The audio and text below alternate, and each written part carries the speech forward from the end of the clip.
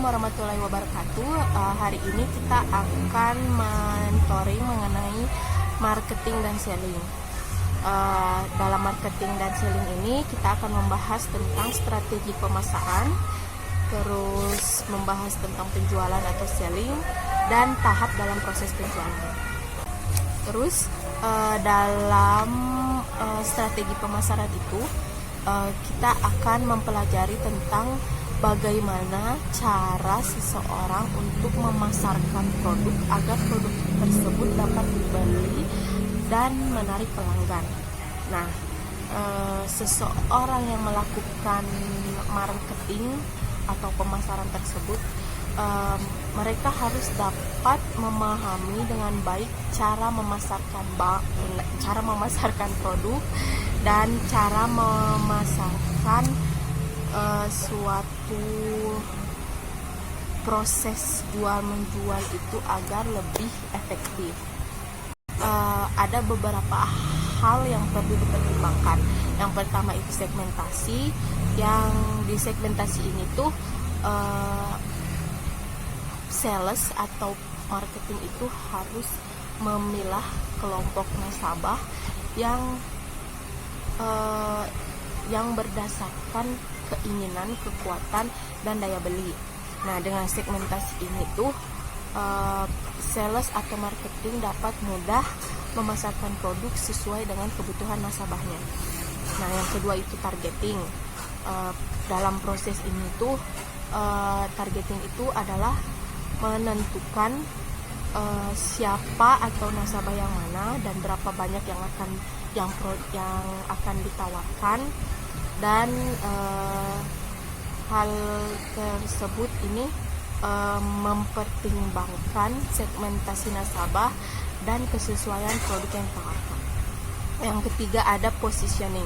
Nah, positioning ini merupakan proses posisi produk sedemikian rupa sehingga pasar atau nasabah yang menjadi sasaran mengenal tawaran dan citra khas perusahaan. Nah, yang selanjutnya ada penjualan. Penjualan itu apa sih? Penjualan itu dapat diartikan sebagai proses atau usaha menawarkan produk kepada nasabah agar nasabah mau membeli produk yang ditawarkan. Nah, dalam proses penjualan ini ada beberapa teknik yang dapat dimanfaatkan, yang itu telesales atau telemarketing. Telesales atau telemarketing itu adalah penjualan dengan menggunakan database nasabah yang sudah ada menggunakan telepon. Nah, yang kedua itu ada cross-selling. Cross-selling itu cara penjualan dengan memanfaatkan data nasabah yang ada dengan memberikan karakteristik dan nilai produk lainnya untuk memenuhi kebutuhan nasabah. Dan yang terakhir itu ada consultative selling. Nah, consultative selling itu adalah penjualan di mana peran penjual sebagai rekan bisnis jangka panjang dan penasihat bisnis bagi nasabah. Nah, selanjutnya itu adalah mengidentifikasi target nasabah. Untuk apa sih mengidentifikasi nasabah itu? Nah, proses ini tuh merupakan proses mencari prospek atau proses mengidentifikasi untuk menentukan nasabah mana yang berpotensi ditawari produk. Nah, prospek yang baik ini tuh memiliki daya beli yang cukup atau nasabah yang membutuhkan fitur produk yang sesuai dengan kebutuhan nasabah. Nah, ada 3 prinsip penting yang dikenal dengan sebutan 3C. Nah, dalam penjualan secara profesional ini, jika 3C tersebut diterapkan, maka proses penjualan itu akan berjalan secara efektif. Nah, apa sih prinsip 3C itu? Nah, yang pertama itu ada candor atau tulus. Penjualan itu maksudnya dilakukan secara terus terang dan jujur. Bila penjual tidak tahu, maka jangan berpura-pura atau ngelebih-lebihin produk. Misalnya ada yang bertanya tentang suatu produk, lalu kita tidak tahu jawabannya apa, ya lebih baik bilang aja gitu langsung ke orangnya, bilang maaf saya tidak tahu. Pokoknya jangan melebih-lebihkan produk tersebut, jangan berbohong. Terus yang kedua itu concern. yang atau peduli. Nah, penjual itu harus fokus pada nasabah beserta kebutuhannya. Jadi sales itu harus memahami permasalahan nasabah dan alasan mereka mempermasalahkan hal tersebut itu apa.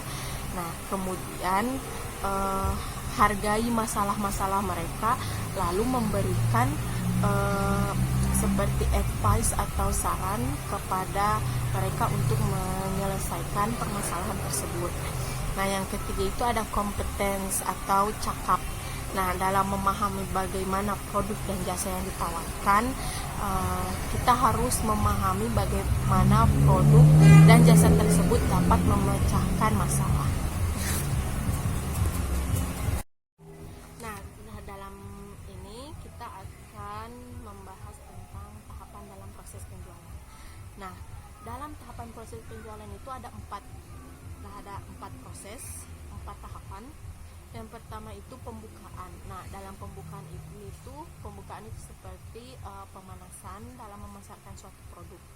Nah, maksudnya pemanasan itu seperti memberikan perhatian kepada nasabah, memberikan senyum yang baik, memberikan kontak mata yang baik, terus berkenalan dengan nasabah, terus memperjelas tujuan nasabah dengan cara memastikan bahwa nasabah itu benar-benar mengerti produk yang kita tawarkan, lalu memeriksa latar belakang nasabah. Nah, hal itu tuh dilakukan di pemanasan atau pembukaan.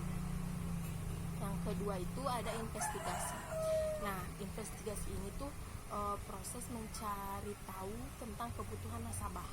Nah, proses ini tuh dilakukan seperti bertanya yang fokus pada situation question atau problem question. Jadi kayak menggali tentang seseorang nasabah tuh membutuhkan produk seperti apa, terus nasabah itu seperti kayak memenuhi syarat suatu produk atau enggak. Nah, itu tuh ada di investigasi. Terus yang selanjutnya yang ketiga itu menunjukkan kemampuan atau demonstrating capability. Nah, di demonstrating capability itu menunjukkan bahwa pihak penjual itu dapat memenuhi kebutuhan nasabah tersebut. Nah, yang cara umum yang dilakukannya itu kayak menjelaskan fitur lengkap tentang produk, terus dikaitkan dengan benefit yang dapat diperoleh oleh nasabah. Yang keempat itu ada memperoleh komitmen atau obtaining commitment, yaitu proses kesepakatan dengan nasabah untuk melanjutkan penjualan lainnya. Nah, caranya itu memastikan bahwa kita sudah memahami hal-hal yang penting dari permasalahan yang ada, lalu memberikan rangkuman atau benefit secara ringkas tentang produk jasa yang disarankan. Dan yang terakhir itu menyarankan tindakan yang perlu dilakukan oleh nasabah untuk menindaklanjuti penjualan. Nah, yang terakhir itu ada menutup atau closing penjualan. Nah, dalam tahap ini tuh merupakan proses akhir dari keseluruhan proses yang dapat dipastikan apakah nasabah tersebut mau membeli produk kita atau tidak. Dari hal ini itu seringkali membuat para penjual melakukan kesalahan karena hanya satu kali menawarkan produk. Dan mentoring dari saya, mohon maaf kalau misalkan banyak hal yang masih kurang atau masih jelek gitu. Semoga yang disampaikan dapat bermanfaatkan, dan jangan lupa untuk belajar untuk ujian akhir semester besok. Usahakan nilai IPK-nya itu tetap stabil. Selamat ujian.